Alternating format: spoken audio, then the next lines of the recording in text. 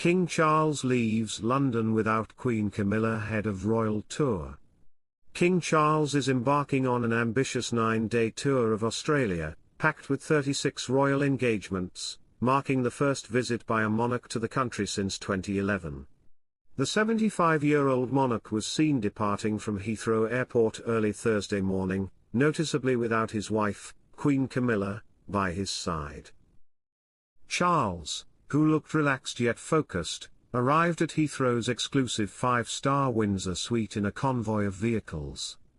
The King will be travelling on a commercial airline for his trip down under, with staff seen loading just 3 suitcases into the plane for his 9-day adventure.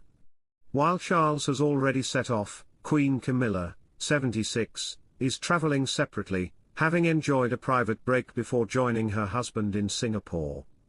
Known for taking time to manage her jet lag on long-haul flights, Camilla often opts for wellness retreats, and this trip was no different. The couple will reunite in Singapore, from where they will continue their journey together to Sydney, arriving late on Friday evening for an official welcome.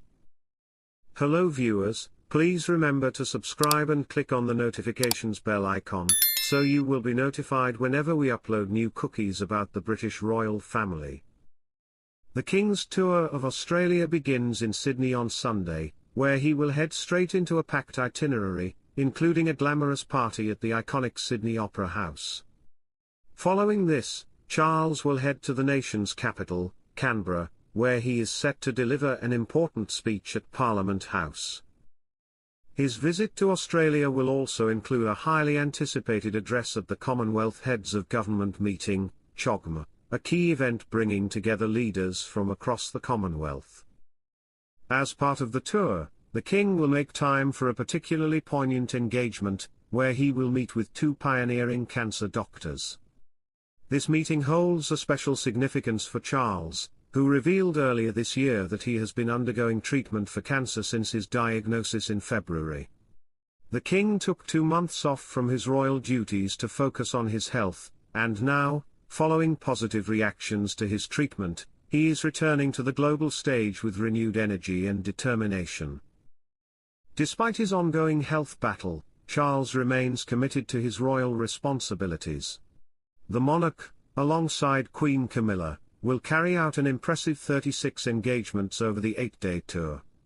The couple will also make a state visit to Samoa, where Charles will deliver a second address at CHOGM, further strengthening his dedication to the Commonwealth, a cornerstone of his reign. While the tour promises to be a whirlwind of engagements, the King and Queen will have some time to recharge. A rest day has been scheduled for Saturday, allowing Charles and Camilla to take a brief pause before resuming their royal duties. The break will be much needed, as the King has requested that his team supercharge their efforts to make the most of his time in Australia, reflecting his determination to carry out the tour despite the health challenges he has faced this year.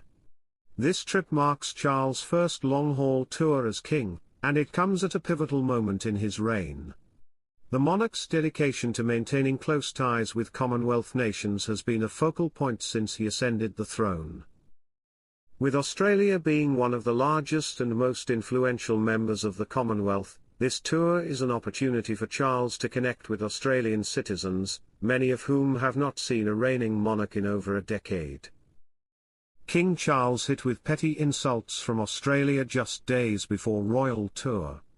Monarchists in Australia have accused state premiers of insulting King Charles and Queen Camilla after they declined to attend a welcome reception for the pair.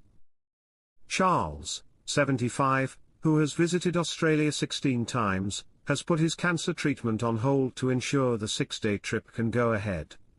Alongside the Queen, the King will attend a range of events aimed at fostering relationships between communities. The visit includes a reception in Canberra later this week, but the 6 state premiers of New South Wales, Victoria, Queensland, Western Australia, South Australia and Tasmania have said they are unable to attend. Hello viewers, please remember to subscribe and click on the notifications bell icon, so you will be notified whenever we upload new cookies about the British royal family. Bev MacArthur of the Australian Monarchist League said the Premier's actions were insulting. She added, "They should just take off their Republican hats, make the short trip to Canberra, say hi and thank you for coming to Australia." Victoria's Premier Jacinta Allen said she could not attend because she had a cabinet meeting. Her deputy, Ben Carroll, also refused the invitation, meaning Allen's Parliamentary Secretary Nick Stakos will represent the state. Queensland Premier Stephen Miles said he could not attend because he was currently working on his election campaign, while Tasmanian Premier Jeremy Rockliff said he was on a US trade mission. South Australian Premier Peter Malinauskas and New South Wales Premier Chris Minns also said they were attending a cabinet meeting. A spokesperson for Western Australia's Premier Roger Cook said he had other commitments. Bev MacArthur told the BBC, "The failure of state premiers to attend the reception in Canberra is completely indefensible." She accused them of gesture-led politics and said she remains unconvinced by the excuses from the regional heads of government, adding it was petty and inhospitable. Charles and Camilla are due to arrive in Australia on Friday. They will be heading to Sydney and Canberra, where protests are planned in a nation recently branded the most woke country in the world. It also comes as a new poll in Australia showed support for the monarchy remains high as the king set to embark on a historic tour of the country on Friday. The poll found 1 in 4 people have a more favourable view of King Charles than they did before he was crowned. Just 1 in 3 thought Australia should become a republic, down on the 39.4% who voted that way in the country's referendum in 1999. However, Republican activities have been on the rise, as a statue of King George V was decapitated in Melbourne in June by vandals from the colony must fall. Also, in January, attacks on statues of Captain Cook and Queen Victoria before Australia Day sparked more outrage. King Charles III and Queen Camilla set to make historic visit to Australia. The itinerary of King Charles III and Queen Camilla's upcoming royal visit to Australia has been revealed, as locals prepare to welcome the couple for their first major overseas trip since the coronation.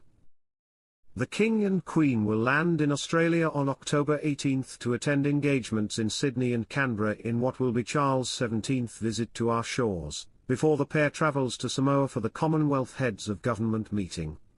The trip will also be the most significant journey abroad since the 75-year-old was diagnosed with an undisclosed type of cancer back in February. The couple's official public itinerary has been detailed ahead of the tour. Members of the public will have the opportunity to meet royals as they make their way to the Australian War Memorial in Canberra at 12:35 p.m. on Monday, October 21. Thanks for watching. Please don't forget to like this video and drop comments, and most importantly don't forget to subscribe and hit the notification bell so you don't miss anything.